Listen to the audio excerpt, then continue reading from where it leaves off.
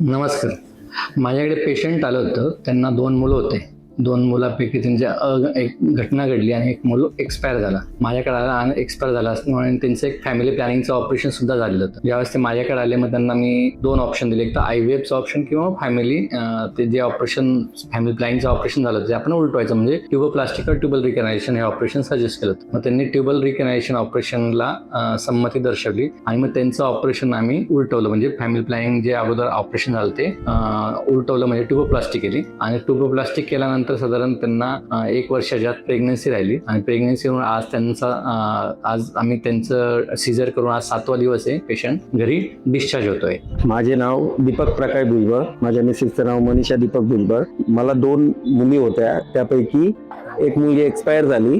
तर मी माझे वाईफचे संततीचे ऑपरेशन झालेले होते. मी भरपूर डॉक्टरांकडे गेलो, तर त्यांनी टेस्ट ट्यूब बेबीचा पर्याय सांगितलेला होता. परंतु मला महाले डॉक्टरांकडे आल्यानंतर त्यांनी सांगितले की आपण ऑपरेशन उलटवून बघू. तर त्यांनी तो पर्याय दिला. आम्ही ऑपरेशन उलटवल्यानंतर माझी वाईफ प्रेग्नेंट राहिली व आम्हाला आज मुलगा झाला. त्याला 7 दिवस झाले. आज आम्ही तो घरी घेऊन जात आहोत.